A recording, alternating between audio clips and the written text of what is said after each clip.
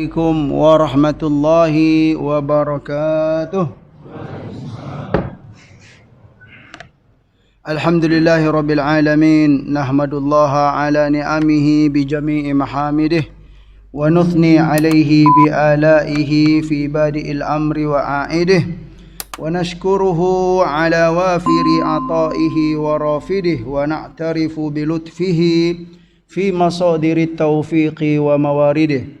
وأشهد أن لا إله إلا الله وحده لا شريك له وأشهد أن محمدا عبده ورسوله لا نبي بعد اللهم صل وسلم وبارك على نبينا محمد وعلى آله وصحبه أجمعين أما بعد فقال الله تعالى في القرآن الكريم أعوذ بالله من الشيطان الرجيم بسم الله الرحمن الرحيم فتعالى الله الملك الحق ولا تعجل بالقرآن من قبل أن يقضى إليك وحيه وقل ربي زدني علما صدق الله العظيم.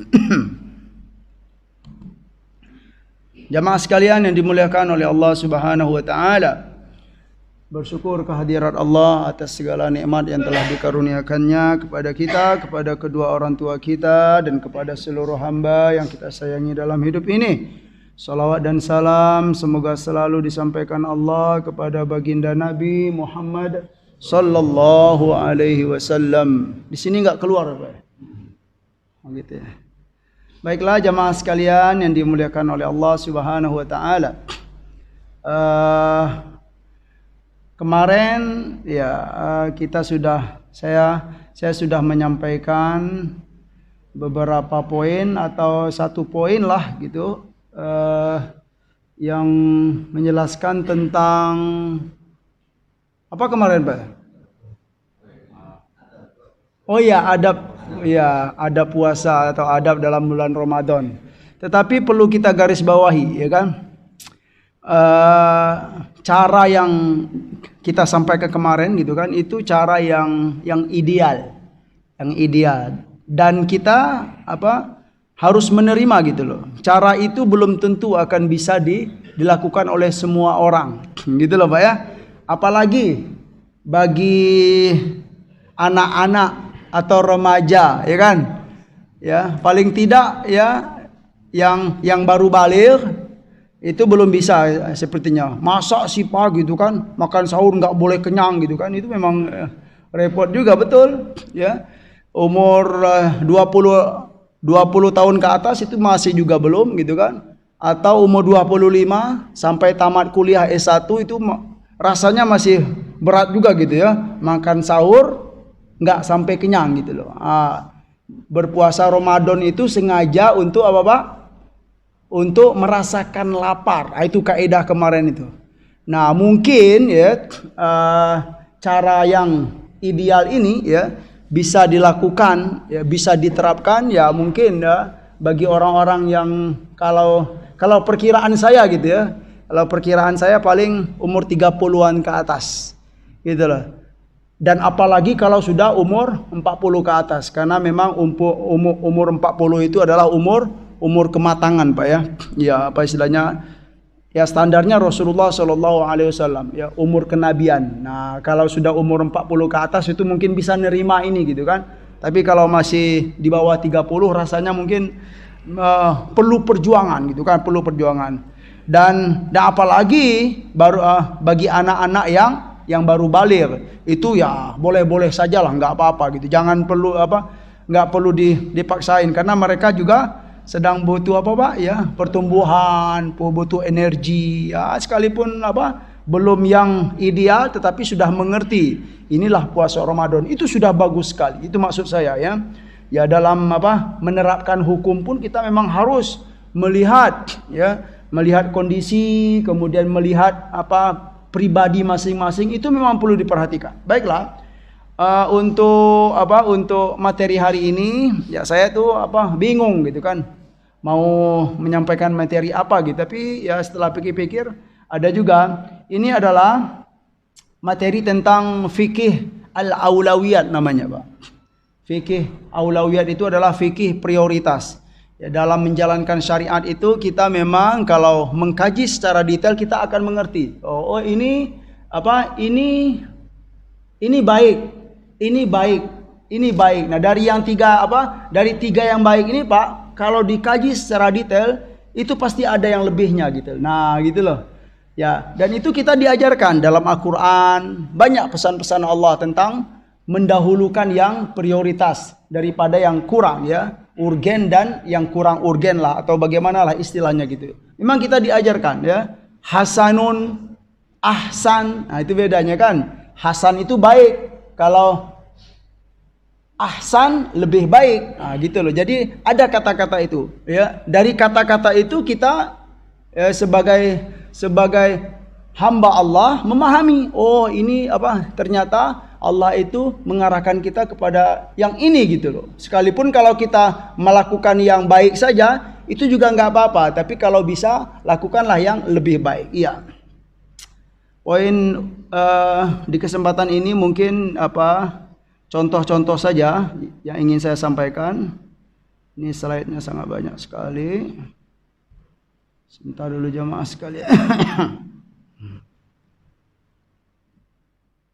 Ini aja. Karena memang ini sebenarnya materi ini jamaah sekalian saya sampaikan di Al-Kautsar. Ya, kami sudah berjalan ya sudah berapa lama lah gitu. Ada itunya gitu kan. Banyak sekali ya, alhamdulillah.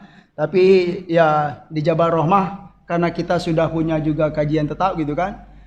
Riyadus Sholihin, kemudian tauhid, ya nggak apa-apa kita untuk Ramadan ini pertemuan kali ini kita bahas yang penting saja atau yang pilihan saja. Baiklah jamaah sekalian yang dimuliakan oleh Allah Subhanahu wa taala. Ya, dalam Al-Qur'an ada ya contoh-contoh untuk fikih prioritas. Kali ini yaitu tentang arahan as-sunnah ya, tentang fikih prioritas ya. Baiklah, hadis yang pertama, jamaah sekalian yang dimuliakan Allah Subhanahu wa taala. Dari Abu Musa Al-Asy'ari, para sahabat bertanya, "Wahai Rasulullah sallallahu alaihi wasallam, ya Rasulullah, ayyul Islam afdal?" gitu kan? Qala man salimal muslimuna min lisanihi wa yadihi. Ini satu riwayat, ya Pak ya. Sahabat bertanya, "Ya Rasulullah, Islam yang bagaimana yang baik itu?" Kan benih ya, berarti ada pertanyaan, mana ya cara berislam yang bagaimana yang baik itu, kata sahabat itu. Jawab Nabi dalam hadis ini. Jawab Nabi dalam hadis ini yaitu orang yang kaum muslimin selamat daripada lisan dan tangannya. Itulah muslim yang lebih baik ya, yang diinginkan oleh Rasulullah sallallahu alaihi wasallam. Selanjutnya dalam hadis lain apakah sama dengan ini? Ternyata tidak, Pak. Jadi poin yang pertama ini bisa kita sampaikan yaitu banyak yang bertanya kepada Nabi tentang tentang al-Islam ya, tetapi jawaban Nabi itu tidak sama. Itu menarik, Pak ya.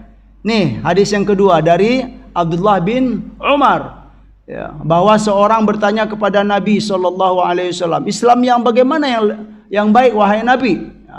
Yang lebih baik wahai Nabi, khair ya. Kalau dalam hadis yang pertama ini Rasul hadisnya pakai kata apa ini, Pak? Afdal. Nah, gitu kan, afdal.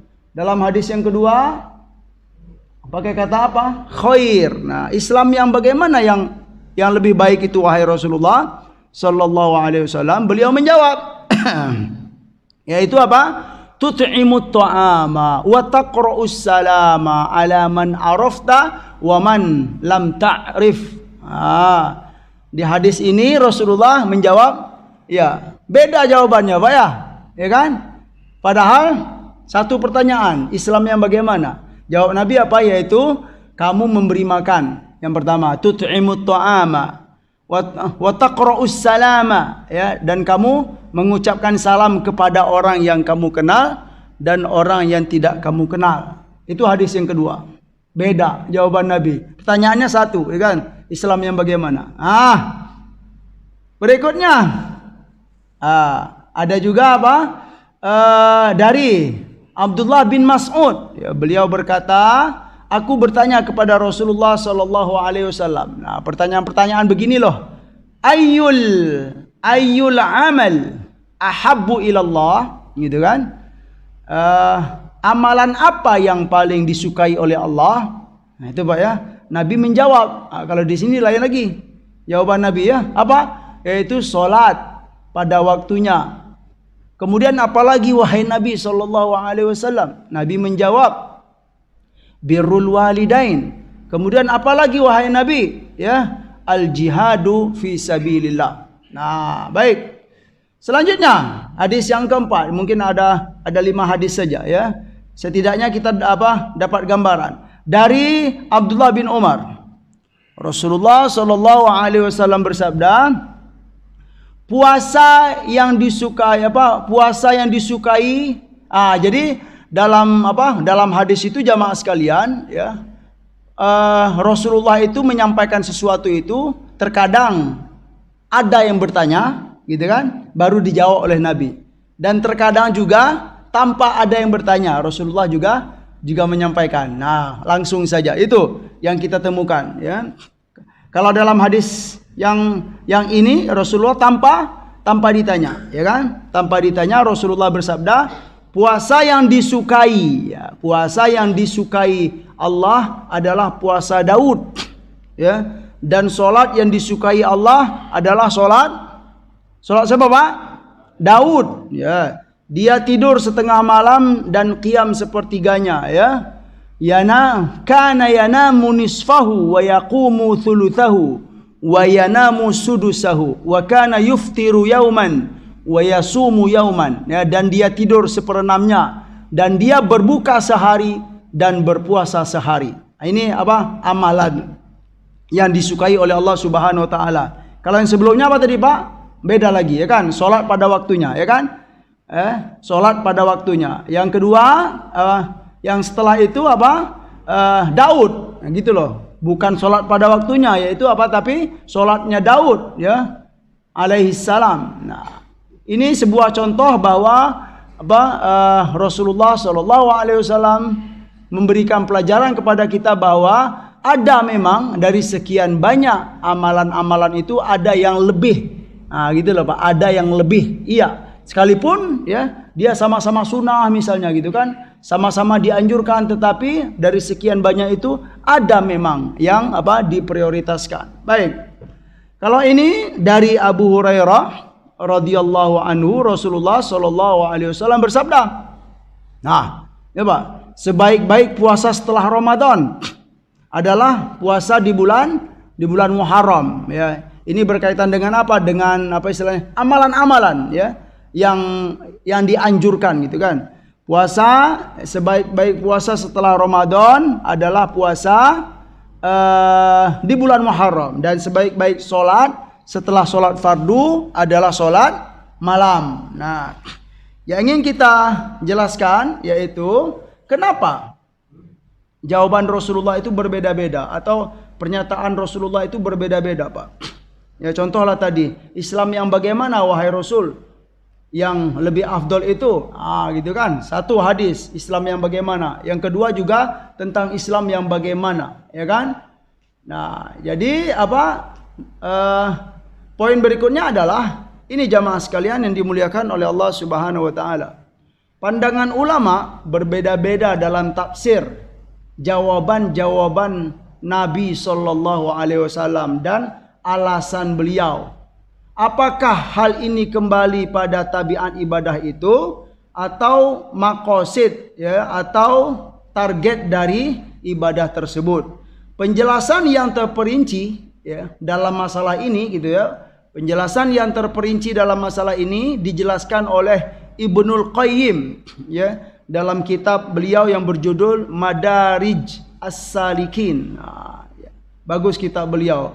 Kitab beliau tentang tentang tasawuf banyak ya, al-akhlaq, Madarij As-Salikin, bahwa makam atau makom ahlul ibadah itu ya, bagi mereka dalam keafdolan beribadah itu terdapat 4 jalan atau 4 cara atau 4 pandangan Pak ya. Beliau menyampaikan ya pandangan-pandangan para ulama ya tentang apa? Tentang keafdolan suatu ibadah yang kita lakukan. Yang pertama, berpendapat bahwa ibadah terbaik menurut mereka adalah yang paling berat dilakukan. Itu Pak, yang paling berat. Kalau ada yang apa? Kalau ada yang ringan dan yang berat, yang lebih afdol itu adalah yang berat. Jangan pilih yang ringan, pilih yang berat. Itu pandangan yang pertama, Pak. Karena pahala yang diterima hamba itu sesuai dengan kadar kesusahannya. Nah, gitu loh. Tetapi ternyata ya pendapat yang pertama ini tidak tidak banyak didukung ya. Kenapa sih kalau ada yang ringan kenapa harus pilih yang berat gitu kan? Tetapi ya boleh saja itu hanya pandangan gitu. Jamaah sekalian yang dimuliakan oleh Allah Subhanahu wa taala. Ya. Kalau kita boleh kasih contoh apa, Pak? Misalnya ada beberapa ini nih cara dalam beribadah. Ya. Kemudian kita memilih cara yang paling susah ya, dan cara itulah cara yang paling afdol. Kira-kira apa contohnya itu, Pak? Salat malam. Gimana Pak Endang contohnya Pak Endang? Hah? Enggak, maksudnya caranya ini bukan hanya satu gitu maksudnya. Saya pancing lah kasih contoh satu gitu kan, berhaji.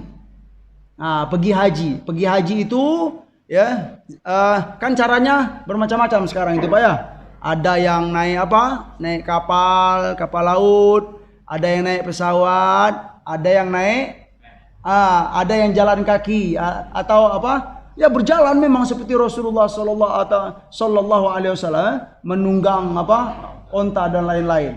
Nah, kalau kita mengambil pendapat yang pertama ini Pak, yang paling afdol menurut mereka apa? Jalan kaki, berhaji itu Pak. Masuk akal memang, tetapi kalau dibawa ke zaman sekarang gitu kan, itu makanya pendapat yang pertama ini ya tidak banyak didukung. Ya, sekalipun memang masuk akal juga ya bahwa pahala yang akan diterima oleh seorang hamba itu sesuai dengan kesusahannya melakukan melakukan ibadah tersebut. Gitu loh. Mungkin itu contoh dari saya, nanti silakanlah jamaah sekalian mikir-mikir gitu kan ya. Nah, contohnya mungkin satu lagi lah. Kita mau sholat malam nih misalnya di kampung ya. Ada di rumah ada sumur ya. Terus di luar rumah juga ada sumur jauh dikit. Mungkin begitulah ya. Kalau merujuk kepada pandangan yang pertama ini, yang lebih afdal itu kemana Pak? Berwudu ngambil airnya ke sumur di luar rumah. Begitulah ya. Karena pahala yang akan diterima itu sesuai dengan kesusahan untuk dalam melakukan ibadah tersebut ya. Yang kedua, pandangan yang kedua adalah ibadah terbaik adalah ibadah yang di dalamnya terdapat at-tajarrud wal juhud wal zuhud ya. Tajarrud itu adalah yang melepaskan segala ya kesenangan dunia dan apa-apa itu ya. Tajarrud itu ya beginilah. Begitu ya makna tajarrud ya. Dalam dunia dan mengurangi darinya semaksimal mungkin. Ini pandangan yang kedua. Dan pandangan yang pertama dan pandangan yang kedua ini juga tidak terlalu banyak didukung ya. Kenapa harus meninggalkan dunia sepenuhnya gitu kan? Tetapi ya ada ya ditemukan ya, hamba-hamba Allah itu yang mampu gitu loh untuk melakukan ini ya. Tidak ada salahnya. Cuman kan kita harus melihat gitu kan secara umumnya bagaimana gitu jamaah sekalian.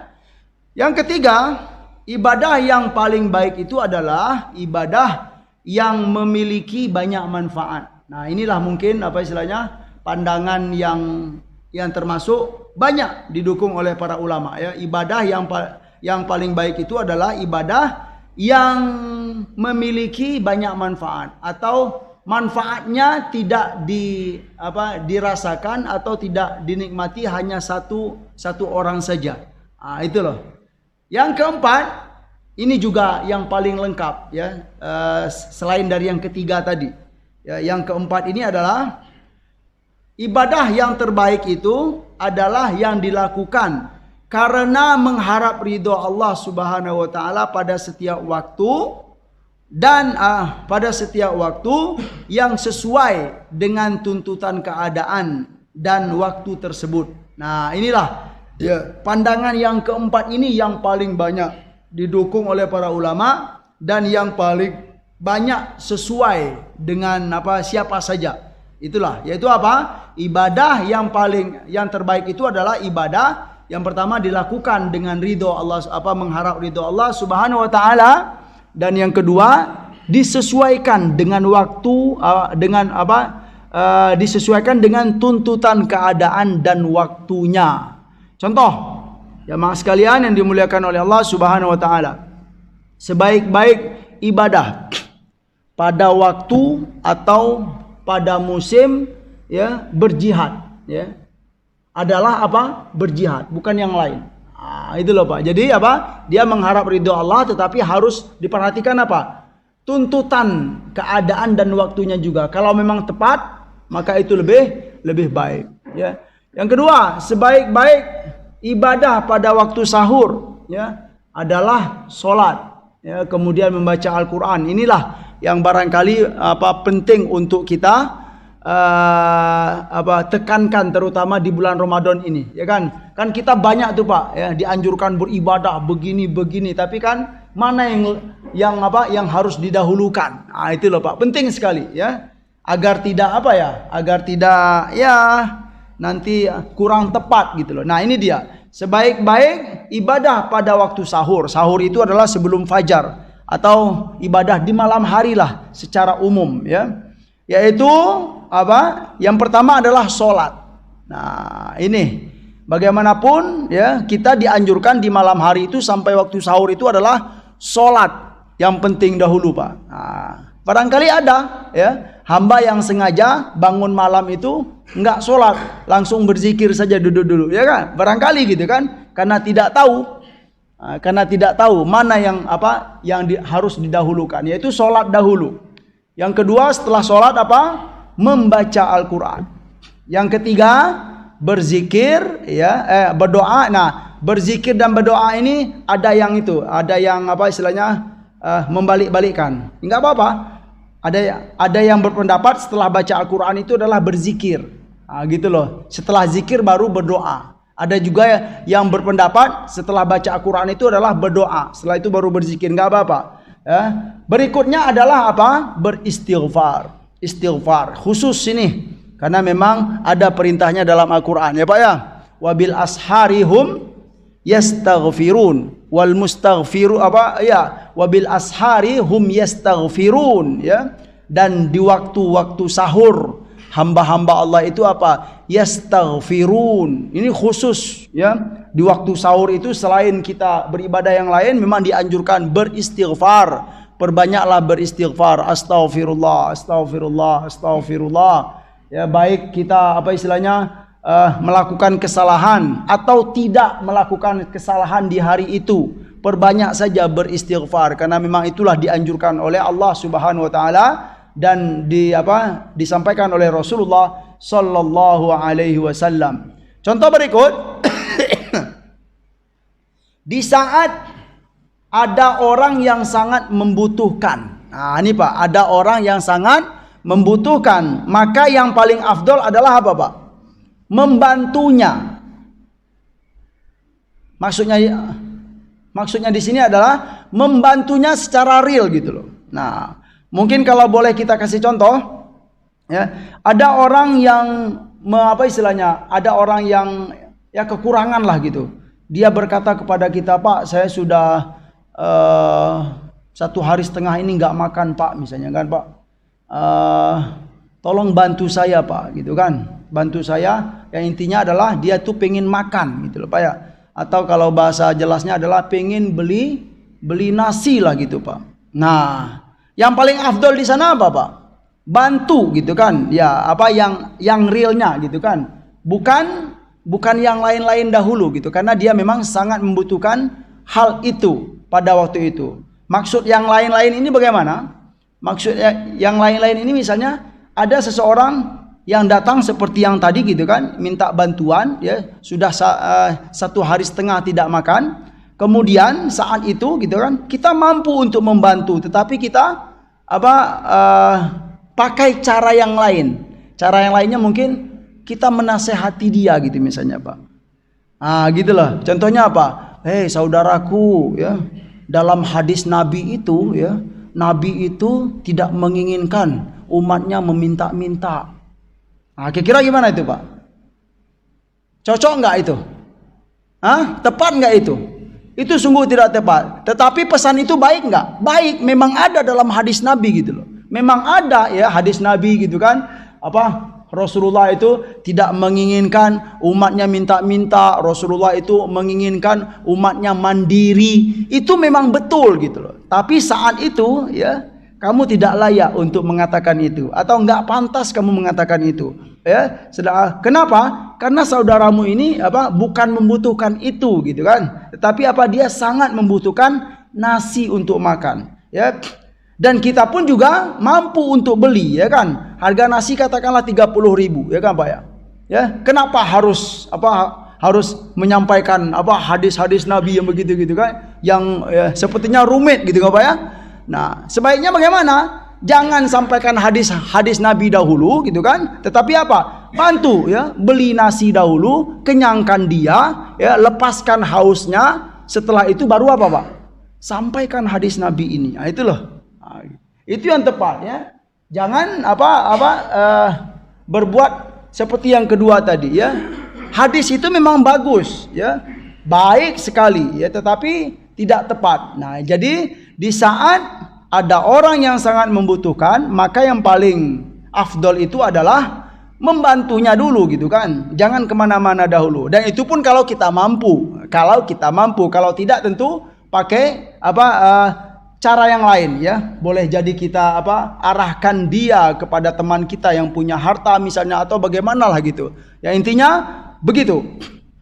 Yang keempat ya, ibadah dan yang paling afdol untuk dilakukan pada setiap waktu dan keadaan, yaitu mendahulukan ridho Allah Subhanahu wa taala. Ya, ini sebuah kesimpulan ya dari apa yang sudah kita sampaikan, pandangan-pandangan yang pertama, yang kedua, yang ketiga ya, yaitu mendahulukan ridho Allah Subhanahu wa taala. Artinya setiap kita melakukan ibadah tersebut, kita jangan lupa untuk mengharap ridho Allah Subhanahu wa taala dan memprioritaskan tuntutan keadaannya, ya kan? Ridho Allah iya penting, tetapi harus diperhatikan juga tuntutan keadaannya tadi. Ya, mungkin contoh orang yang menasehati pakai hadis Nabi ini bisa ya, orang minta bantuan, dia sudah 1,5 hari tidak makan, begini. Terus dia menyampaikan hadis Nabi, ya. Niatnya baik, gitu loh, Pak. Niatnya baik, saya menyampaikan hadis Nabi ini untuk menasehati Anda, mengharap ridho Allah. Tetapi tidak tepat. Karena tuntutannya bukan itu dahulu, tetapi tuntutannya bantulah dia ini secara real dahulu. Setelah itu baru kamu sampaikan hadis Nabi, mengharap ridho Allah Subhanahu wa taala. Baiklah. Jemaah sekalian yang dimuliakan oleh Allah Subhanahu wa taala. Sebagai contoh ya, sebagai contoh penguat ya, yaitu kita ambil contoh yang kedua ini, Pak, poin yang kedua, yaitu sebaik-baik ibadah di waktu sahur, atau kita katakanlah di waktu malam hari ya, membaca salat. Yang pertama adalah solat, yang kedua membaca Al-Quran, ya, berzikir, berdoa dan beristighfar. Solat, ya, masuk di sini adalah solat sunat. Nah, itu ya memang prioritas, ya. Kalau kita bangun di malam hari, ya solat dahulu, ya, bukan baca Al-Quran dahulu. Ya, solat, ya, minimal berapa, Pak? 2 rakaat. Ya, itu dahulu. Nah, selanjutnya baca Al-Quran. Baca Al-Quran itu ternyata kita temukan ada 2 cara juga. ya ada dua cara. Ya silakan yang mau pilih. Tentu disesuaikan dengan kemampuan kita. Baca Al-Quran itu yang paling afdol itu adalah di dalam sholat. Gitu loh Bu ya. Makanya beruntung hamba-hamba yang banyak hafal ayat. Itu kelebihan Pak. Kelebihan orang-orang yang hafiz Al-Quran ya. 2 juz diulang-ulangnya dalam sholat itu mulia sekali.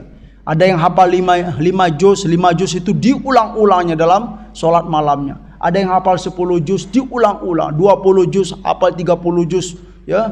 Baca Al-Quran dalam sholat itu sungguh tidak sama dengan baca Al-Quran di luar sholat. Nah silakan pilih ya. Tentu ya kalau bagi kita yang belum banyak hafal Al-Quran, ya kalau pengen baca Al-Quran dalam sholat ya silakan lihat mushaf. Nah, gitu loh Pak. Ya, tapi kalau memang belum bisa ya silakanlah surat-surat yang kita hafal saja diulang-ulang. Tapi kan kalau kulhu terus gitu kan, diulang-ulang ya karena kata Pak Ustadz harus banyak-banyak baca Al-Quran dalam sholat, diulang-ulang itu terus. Jadi itu juga gitu kan. Nah, itu dia. Ya sebagai motivasi bagi kita Pak ya, kalaupun kita belum bisa ya kita harapkan gitu kan anak kita, cucu kita ya, hafal Al-Quran gitu, cucu hafal Al-Quran karena begini ya mulianya gitu menghafal Al-Quran. Ya jadi baca Al-Quran setelah sholat yang pertama, kemudian baca Al-Quran. Baca Al-Quran ini dibagi dua ya, baca Al-Quran dalam sholat dan di luar sholat. Nah silakan ya, subhanallah. Ya kalau istilah para ulama itu saya lupa itunya, imam yang mengatakan gitu ya, subhanallah. Hamba yang baca Al-Quran dalam sholat itu ya seperti seperti gimana gitu ya di hadapan Allah Subhanahu wa taala gitu kan, bermunajat kemudian menyampaikan segalanya. Memang asik sekali begitu. Kemudian berzikir. Nah, berzikir dahulu. Kita dahulukanlah gitu kan, berzikir setelah baca Al-Quran. Nah, ini praktek real Pak, gitu kan. Terutama kita di bulan Ramadan ini, ya kita dianjurkan banyak beramal itu ya. Baca Al-Quran dahulu kalau bisa, gitu loh Pak ya. Tetapi dalam realitanya kan tidak semua hamba Allah yang terbiasa baca Al-Quran terkadang. Ya kalau memang belum terbiasa baca Al-Quran ya, silakan baca sebentar saja Al-Quran dahulu gitu kan. Setelah itu baru kita berzikir, mau pakai tangan atau mau pakai tasbih nggak apa-apa. Tapi kalau bisa jangan langsung gitu, zikir saja terus gitu kan. Tapi kita jarang baca Al-Quran. Nah gitu loh. Dia lebih dahulukanlah baca Al-Quran. Setelah itu baru kita berzikir. Karena pada dasarnya baca Al-Quran itu juga termasuk Pak? Termasuk zikir ya. Salat pun sebenarnya itu juga zikir kepada Allah Subhanahu wa taala. Wa aqimis sholata li dzikri, kata Allah. Dan dirikanlah salat untuk berzikir kepadaku, untuk mengingatku. Gitu dia. Setelah berzikir barulah berdoa. Berdoa itu istilahnya dalam hadis Nabi SAW, ad-du'a'u mukhul ibadah ya. Berdoa itu adalah otaknya ibadah, intinya beribadah ya. Jadi sebenarnya kita berdoa itu juga beribadah kepada Allah. Enggak ada ruginya berdoa itu ya. Mau cepat dikabulkan Allah, mau lambat, yang penting kita sudah beribadah kepada Allah Subhanahu wa taala. Berikutnya baru Al-istighfar. Baiklah, jemaah sekalian, sedikit lagi ada ini nih. Contoh nih Pak. Kajian-kajian prioritas. Iya, ya. Kita semua sepakat dan setuju dan meyakini bahwa sholat itu adalah yang pertama, ya, dari yang lainnya gitu kan. Selanjutnya kita ambil contoh sholat sunat. Sholat sunat itu bisa Pak, ya, posisi sholat ini bisa menjadi nomor 2. Gitu loh Pak. Bisa menjadi sholat ini bisa menjadi nomor 2 setelah baca Al-Quran. Kapan itu? Ini kan, ya kan? Ini itu loh. Jadi sholat itu memang dia pada dasarnya nomor 1, tetapi di berbagai keadaan. Nah, kan kajinya lihat itu juga kan? Lihat untuk memprioritas suatu amalan itu perlu juga dilihat Dilihat keadaannya dan waktunya. Gitu loh. memang sholat nomor satu posisinya, tetapi di suatu keadaan bisa sholat ini di nomor dua kan. Maksud sholat ini apa? Sholat sunat ya, bukan sholat fardu. Kalau sholat fardu sudah pasti. Sholat sunat contohnya. Sholat ini bisa jadi nomor dua. Kapan Pak? Coba kira-kira. Siapa yang bisa menganalisa? Sholat sunat itu bisa jadi nomor dua setelah baca Al-Quran. Jadi baca Al-Quran lebih afdol pada waktu itu daripada sholat. Kapan? Hah? Sholat sunat duha. Malam. Langsung saya sampaikan. Jadi sholat ini bisa posisinya menjadi nomor dua setelah baca Al-Quran. Artinya di saat itu Al-Quran lebih afdol daripada sholat. Baca Al-Quran lebih afdol daripada sholat. Kapan? Yaitu di waktu makruhnya sholat. Gitulah. Di waktu makruhnya sholat sunat. Kapan? Setelah sholat subuh. Kemudian setelah sholat asar. Ya kan? Itu. Ini kajian apa istilahnya fikih prioritas, ya kan? Jadi tidak selamanya pula gitu kan. Yang berikutnya, baca Al-Quran ya, itu bisa menjadi nomor 3 setelah berzikir. Kapan itu Pak? Coba. Bisa dia dengan keadaan dan waktu tertentu. Kapan? Baca Al-Quran itu bisa nomor 3 ya. Artinya zikir ini didahulukan. Berzikir itu lebih afdol daripada baca Al-Quran. Kapan? Ustaz? Iya, bisa. Ya bisa ya. Tetapi yang lebih tepat yang lebih ditekankan sekali ya. Contoh yang lebih ditekankan sekali. Betul juga kata Pak Najib tadi, di saat kita waktunya dianjurkan zikir pagi dan petang, maka di saat itu ya berzikir ini lebih dianjurkan daripada baca Al-Quran. Contoh yang lain, kapan baca Al-Quran berzikir itu lebih afdol daripada baca Al-Quran? Kapan?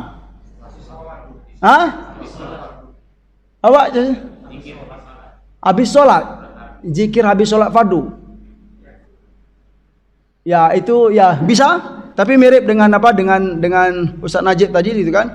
Tapi yang lebih contoh yang lebih kontras sekali itu adalah zikir ini lebih dianjurkan daripada baca Al-Quran saat kapan? Yaitu saat kita berhadas besar contohnya. Gitulah, atau berhadas kecil ya. Ya kan Pak? Ya, karena baca Al-Quran itu harus apa? Harus suci. Nah, di saat kita berhadas maka tidak dianjurkan baca Al-Quran. Saat itu yang lebih dianjurkan apa? Naiklah zikir ini Pak. Begitu dia. Ya, jadi memang ada kondisi-kondisi yang dituntut ya, yang bisa menggeser posisi semula itu. Gitulah. Begitu ya. Contoh-contoh kajian dari fikih aulawiyat ini. Ya, mungkin cukup itu dulu ya. Bagi yang mau bertanya silakan. Ya, silakan ya, Pak.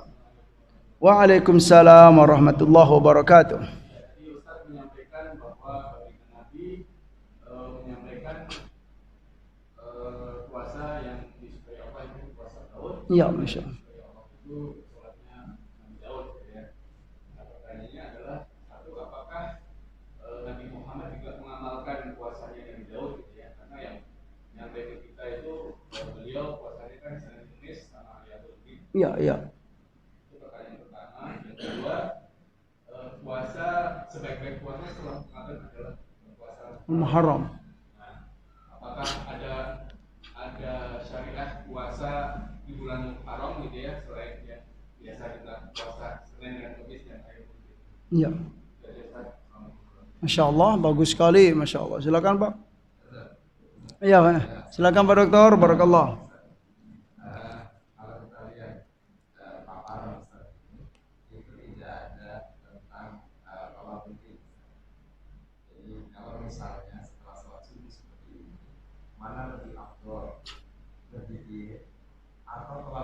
Masya Allah, iya.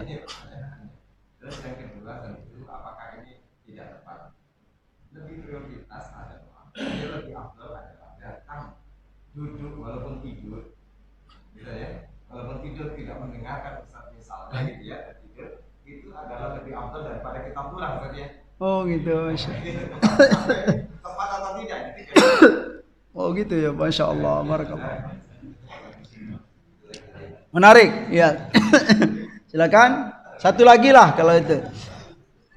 Iya Pak. Dulu ajaran Islam atau tasawuf. Ini tasawuf ini kan alirannya. Oh iya, tasawuf. Terus kemudian bukan. Ajaran Islam tentang tasawuf Pak ya. Masya Allah, menarik sekali. Baiklah, saya mencoba untuk menjawab ya, Masya Allah. Jika jawaban ini apa istilahnya kurang tepat, nanti boleh kita apa istilahnya mengkaji lagi begitu. Yang pertama ya, iya menarik ya, pertanyaan menarik sekali ya. Dalam hadis Nabi Rasulullah Shallallahu Alaihi Wasallam menganjurkan, bahkan beliau memuji Pak ya, sebaik-baik puasa itu adalah puasa Daud ya. Tetapi yang kita temukan gitu ya, yang kita temukan ini memang Rasulullah itu puasa yang sering dilakukan itu adalah puasa Senin Kemis gitu kan. Jujur saja gitu kan, saya kalau untuk Nabi prakteknya itu gitu kan, untuk puasa Daud itu ya apa istilahnya belum menemukan gitu loh hadis yang realnya gitu loh Pak. Tapi ya husnuzon saja ya, apa insyaallah ya Rasulullah juga mengamalkan itu. Wallahu a'lam. Tapi boleh ini apa istilahnya menjadi kajian lebih detail lagi gitu kan, Masya Allah. Bagus Pak ya pertanyaannya. Ya ada sebuah kitab yang bagus itu tentang apa istilahnya fikih hadis ya, karangan Profesor Dr. Musa Lashin Shahin ya, orang Al Azhar Mesir gitu kan. Syarah dari Sahih Muslim Pak, judulnya Fathul Mun'im, tebal sekali Pak ya. Itu Masya Allah penjelasan detailnya. Tapi untuk hadis puasa Daud ini mungkin perlu kita melihat lagi. Terima kasih, bagus sekali ya.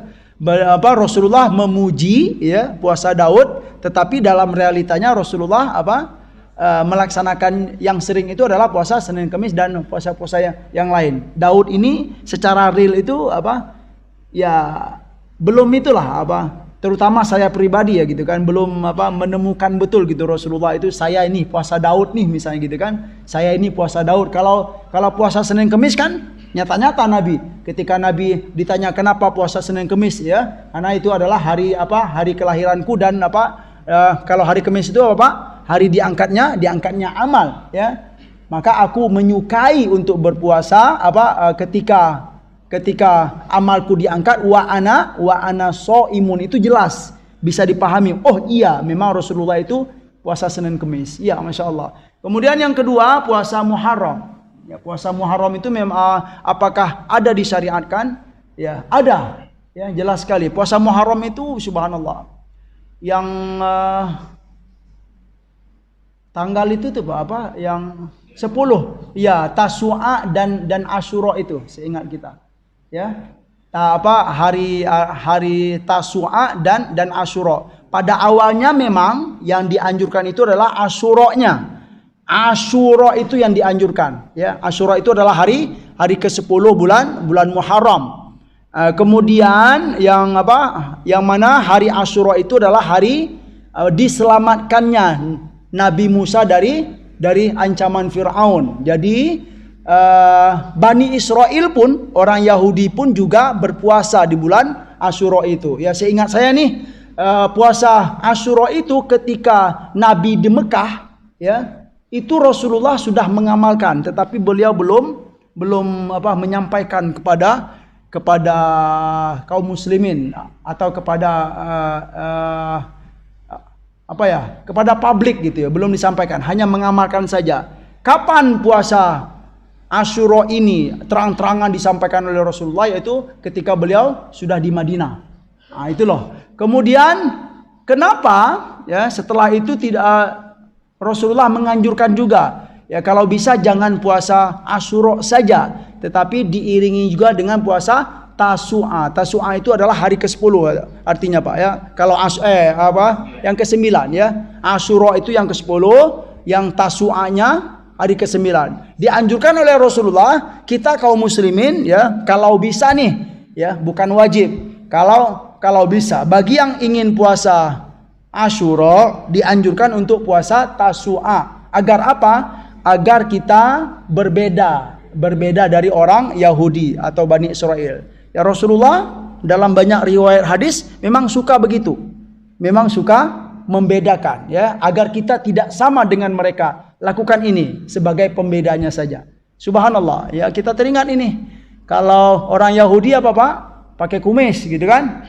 Pakai jenggot juga, pakai kumis juga. Jadi begini gitu, jenggotnya panjang, kumisnya juga panjang, nutup ke sini. Kalau mau minum buka dulu. Minum kopi Pak Dokter, buka dulu begini gitu. Tutup lagi gitu.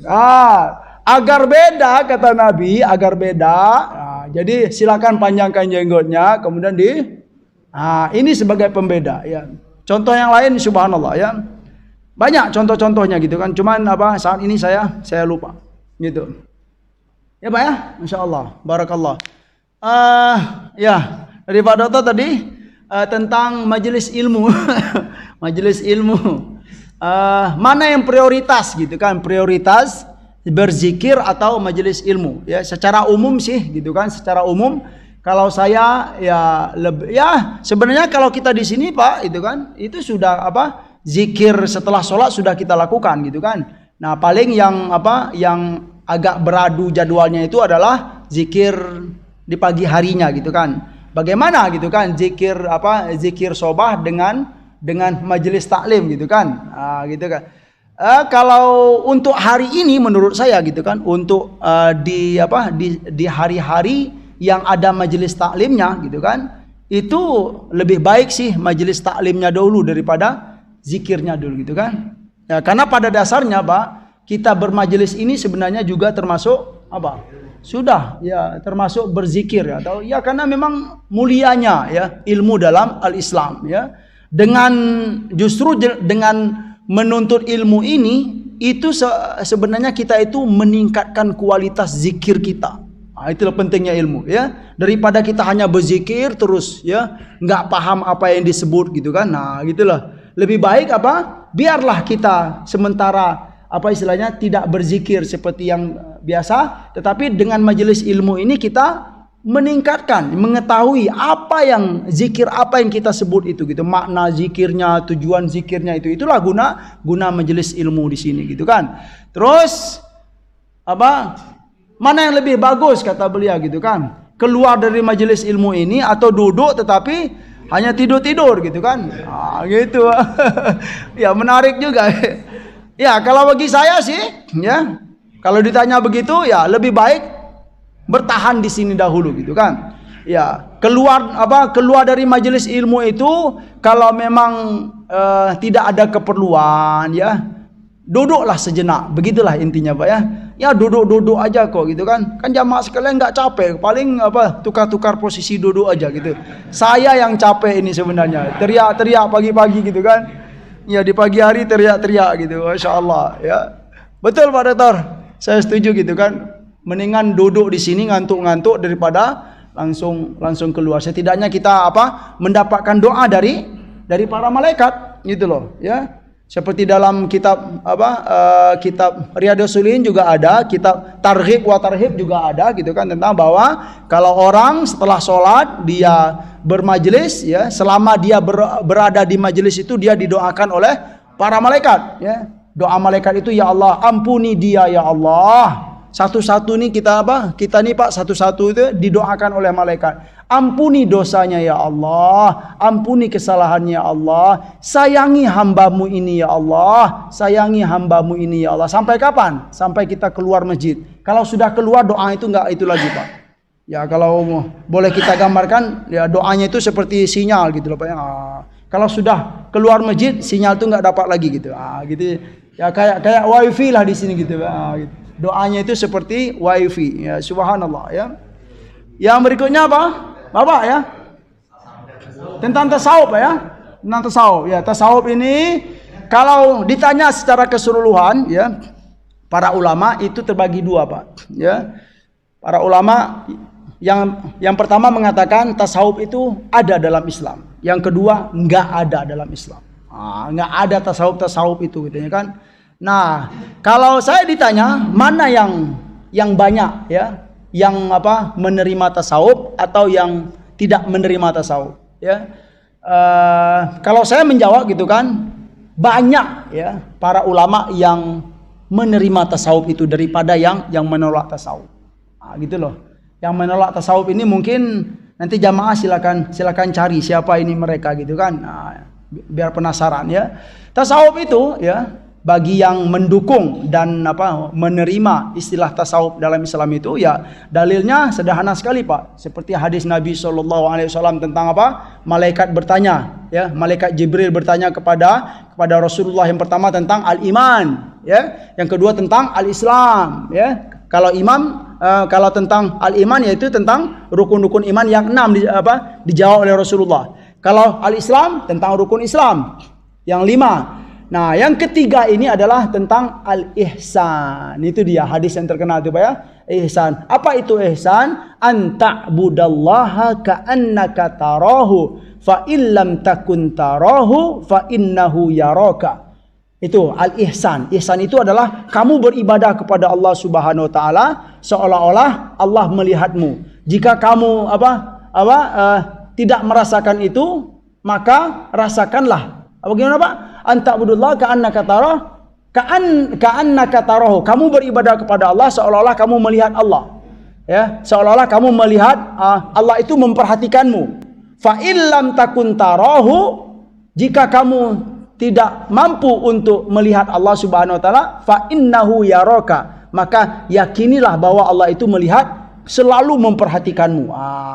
Ya, Allah memperhatikan kita itulah bab-bab tasawuf, yaitu muraqabah. Allah selalu mengawasi kita. Ini istilah-istilah dalam tasawuf. Ya. Selanjutnya dalil penguat ya. Para sahabat dahulu ada enggak bertasawuf atau seperti kelompok-kelompok yang zuhud? Nah, sebenarnya istilah tasawuf itu bermula juga dari kaum sufa namanya Pak. Kaum sufa itu adalah sekelompok sahabat Nabi SAW yang mereka itu tinggal di mana? Di bagian belakang Masjid Nabawi. Ya, gitu loh. Jadi kerja mereka setelah sholat itu berzikir aja gitu Pak. Berzikir. Ya karena memang belum ada yang bisa diperbuat, atau memang beliau-beliau ini nggak punya skill untuk berdagang, ya, nggak punya skill untuk pergi kemana-mana. Udah setelah sholat berzikir terus di serambi, ya, di serambi masjid tersebut ya. Tapi bagian belakangnya. Pertanyaannya, apakah Nabi sayang atau marah kepada mereka? Jawabannya apa Pak? Nabi sayang atau marah kepada mereka? Jawabannya sayang Nabi. Nabi tidak menghina mereka. Nabi memuliakan mereka. Sekalipun perbuatannya ya kegiatannya hanya itu saja Pak. Gitu loh. Itulah kaum sufah. Dari sinilah bermulanya gitu kan sejarah tasawuf itu Pak. Ya, kaum sufah. Mungkin itu ya intinya.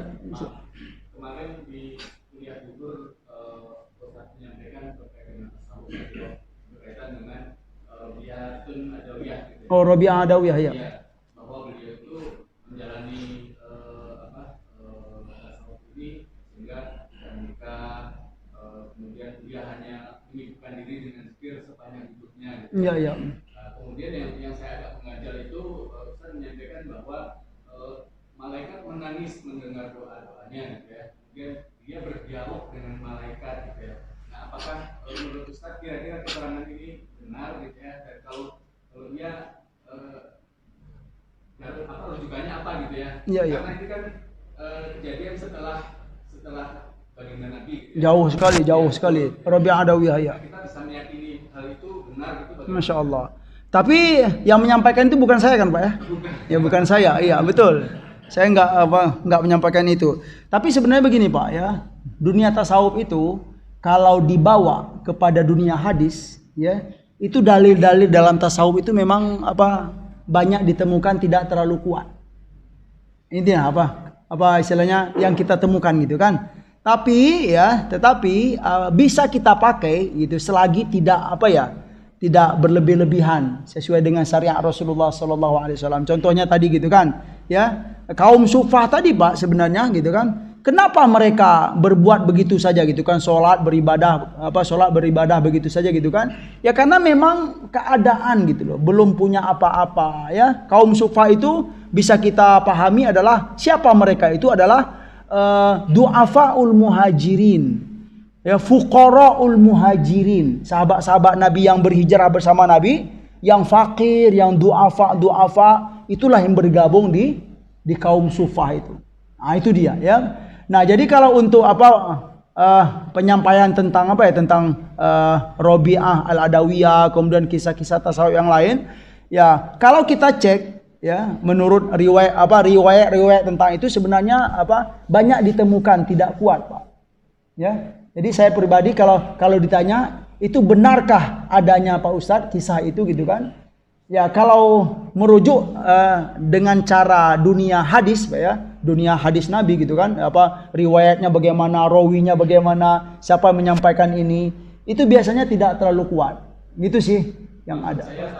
Apakah setelah meninggalnya baginda Nabi ada keterangan dari hadis misalnya yang menjelaskan bahwa masih mungkin malaikat itu berkomunikasi dengan manusia selain Nabi gitu. Itu dia ya istilahnya ya bagi yang mendukung tasawuf Pak ya itu biasanya menerima gitu kan. Apa salahnya gitu kan kalau Allah berkehendak gitu kan. Tapi kalau kita merujuk secara istilahnya ya keilmuan hadis gitu kan, itu rasanya gimana gitu ya kan? Enggak istilahnya wallahu alam gitu kan. Tidak terlalu kuat itu maksud saya gitu, tidak terlalu kuat ya. Makanya kalau pengen belajar sejarah atau apalah gitu kan, ajaran-ajaran ya, sebaiknya harus diiringi. Nah, diiringi dengan sanad yang kuat. Nah, gitu aja sih gitu kan. Dan kisah-kisah orang-orang soleh atau kaum sufi itu semuanya tidak semuanya juga gitu Pak ya. Salah dan keliru gitu. Ada baiknya, ada benarnya juga gitu loh. Sekalipun nanti di sebagian kisah-kisah memang terkadang perlu untuk dicek lagi. Benarkah adanya gitu kan? Kemudian kalaupun ada, mana kitabnya gitu kan? Kemudian siapa yang buat kitab itu? Nanti akan kelihatan Pak. Ternyata misalnya ya, contoh kisah tadi misalnya dibuat oleh seorang penulis, seorang yang alim ya. Kemudian dia ternyata orang ini Pak kalau dibawa ke dalam dunia dunia ulama secara umum itu tidak terlalu terkenal misalnya gitu loh, keilmuannya tidak terlalu terkenal, kemudian kekuatan hafalannya tidak terlalu terkenal gitu. Jadi makanya itulah menjadi bahasan tasawuf ini menjadi ya dua itu tadi gitu, ada yang menerima, ada yang tidak. Tapi secara keseluruhan seperti beribadah cara beribadah kaum sufi ya, selagi itu tidak bertentangan ya secara umum ya boleh-boleh saja gitu aja Pak. Silakan. Tapi dalam suatu riwayat Nabi orang Indonesia itu yang kasih makannya siapa? Saudaranya.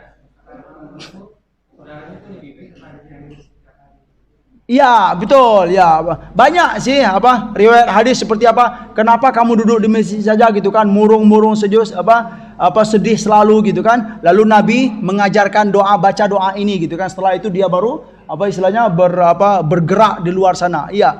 Jadi riwayat hadis itu tidak satu Pak.